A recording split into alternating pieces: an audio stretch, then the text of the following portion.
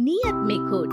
गीता को जन्म से ही एक चीज उसके परिवार से मिली थी और वो थी जिम्मेदारी। बेटा गीता, बाजार से ब्रेड लेकर आजा। तेरे छोटे भाई बहन को भूख लगने का समय हो रहा है। जी माँ, अभी लेकर आती हूँ। और तुझे बोला था ना कि नौकरी ढूंढ ले। पापा की नौकरी से अब घर चलाना बहुत मुश्किल हो रहा है। तेरे और भी 3 भाई बहन है बेटा। माँ, मैं गई तो थी एक फैक्ट्री में, लेकिन उन लोगों ने कहा कि मेरी उम्र कम है। ओहो, तो किसी और दुकान में देख ले या फिर कपड़े सिल लिया कर। लेकिन अब बेटा। हाँ माँ, मैं तुझे समझ सकती हूँ। मैं कल फिर जाऊंगी। बेटा देख ले, पिता भी बुजुर्ग हो चले हैं। मैं कभी कभी सोचती हूँ कि 4 घर का काम पकड़ लूं, लेकिन ये समाज। गीता माँ को गले लगाकर वहाँ से चली जाती है। धीरे धीरे वक्त गुजरता है और गीता के पिता से भी काम नहीं हो पाता है।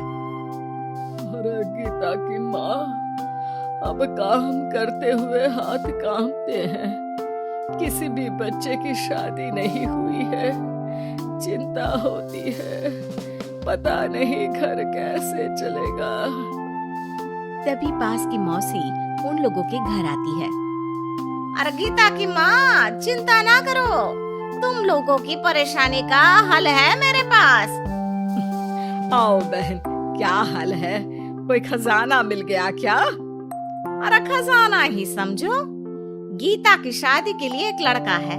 लड़का अच्छी नौकरी करता है, अपने 2 मकान है और शादी के बाद वो तुम लोगों का ख्याल भी रखेगा।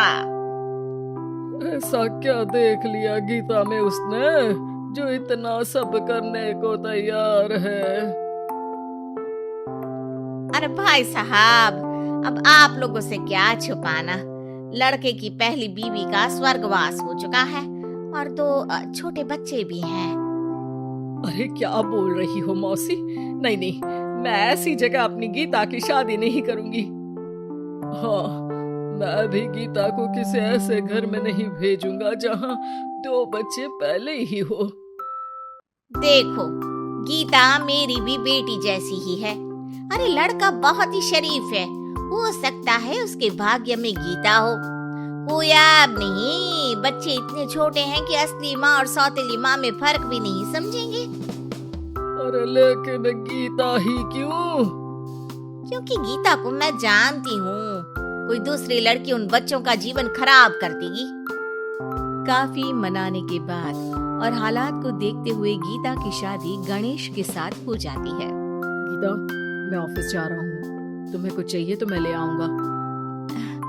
मुझे कुछ पैसे दे दीजिए, मैं घर जाना चाहती हूँ। अरे लेकिन बच्चे। आप बच्चों की चिंता मत करिए, वो भी नानी का घर देख लेंगे। गणेश को गीता की बात अच्छी लगती है। वो उसे पैसे देकर ऑफिस चला जाता है। गीता दोनों बच्चों को लेकर माँ के पास जाती है। अरे मेरे नाती और नातिन, कितने प्यारे बच्चे हैं गीता। हाँ माँ, ये तो दोनों बच्चे मेरे ही हैं। चलो जाओ, अपने मामा और मौसी के साथ खेलो। फिर क्या था, गणेश के बच्चों को ननिहाल और गीता को अपने घर को पालने के लिए गणेश का सहारा मिल जाता है। माँ, ये पैसे ले ले, इनसे तू घर की टूटी छत बनवा लेना और राशन डाल लेना। और हाँ, मैं ना ये कपड़े भाई बहनों के लिए लाई हूँ। धीरे धीरे गीता का घर भी संवरने लगता है। वो अपने ससुराल में भी अच्छे से रहती है और फिर गीता को एक बेटा होता है। गीता, तुम चाहो तो अपनी माँ को यहाँ मदद के लिए बुला सकती हो। फिर क्या था, गीता की माँ बेटी के घर आ जाती है। लेकिन अब उसकी माँ गीता के बेटे और गणेश की पहली बीवी के बेटे से भेदभाव करने लगती है। अरे सारा दूध तू ही पी जाएगा, चल छोटे भाई को दे गिलास। लेकिन नानी, ये तो मेरा दूध है, वो अपना ग्लास खत्म कर चुका है। अरे चुप, बिल्कुल चुप, बड़ा आया मेरा गिलास वाला। तभी वहाँ गीता आ जाती है। माँ, ये क्या बोल रही है? वो छोटा है और बहुत दूध है किचन में। अरे बहुत है तो क्या सारा इस सांप को पिला देगी? अपने बेटे का ख्याल रख, कल को तेरे 2 घर में से एक का हक मांगेगा तो क्या करेगी? माँ, तो दोनों का ही तो हक है ना प्रॉपर्टी में। अरे ना बेटा, सारा हक इस छोटे का है। तू समझती नहीं, कल को बड़ा होकर ये तेरे बेटे को जान से भी तो मार सकता है। अब माँ सारा दिन गीता को गणेश की पहली पत्नी के खिलाफ कान भरती। अब गीता भी माँ के रंग में रंग जाती है। एक दिन, सुनिए ना, हम लोगों के 2 घर हैं, एक घर क्यों ना मेरे बड़े भाई को दे दे, उसकी शादी हो गई है। और फिर हमारे तो दोनों बच्चे छोटे हैं, बड़े होंगे तब तक तो वो घर हमारे काम का नहीं है ना जी। सीधा साधा गणेश क्या कहता, वो मान जाता है और फिर गीता का भाई उसके एक मकान में शिफ्ट हो जाता है। गणेश के ऑफिस जाने के बाद गीता गणेश की पहली पत्नी के बेटे से कहती है, सारा दिन खेलते रहते हो, पढ़े नहीं तो काम पर लगा दूंगी, समझे? बेटा, जो अब सौतेली माँ से सहम चुका था, एक फैक्ट्री में जाता है। साहब, कुछ काम मिलेगा? बेटा, मुझे एक ऑफिस बॉय की जरूरत है, लेकिन तुम तो अच्छे करके लगते हो। हाँ हूँ भी, लेकिन फिलहाल काम की तलाश है। बेटा एक फैक्ट्री में चपरासी बन जाता है और एक दिन दुखी गणेश का स्वर्गवास हो जाता है। अब तो तेरे पापा भी नहीं रहे, चल निकल इस घर से। अरे क्या बोल रही है बहन, इस घर में इसका कानूनी अधिकार है, कहीं कोर्ट कचहरी का चक्कर लगा तो तू इस घर की भी नहीं रहेगी। अरे तो अब क्या करूं? बस तू अब इसकी शादी कर, इसकी बीवी को खूब सताना कि ये खुद ही बीवी को लेकर घर छोड़ दे। गीता को भाई की बात जंच जाती है, लेकिन कहते हैं ना कि पाप का घड़ा तो भरता ही है। बेटी की शादी के बाद उसकी बीवी सास से भी 4 कदम आगे निकलती है। ए, क्या सारा दिन सोती रहती है, कोई काम नहीं है क्या? चल निकल इस घर से और अपने पति को भी लेती जा। हाँ हाँ तो चली जाती हूँ, वैसे भी ससुर जी के 2 मकान हैं, तो एक तो हमारा ही है, बस अब तो आप हमें अलग ही कर दो।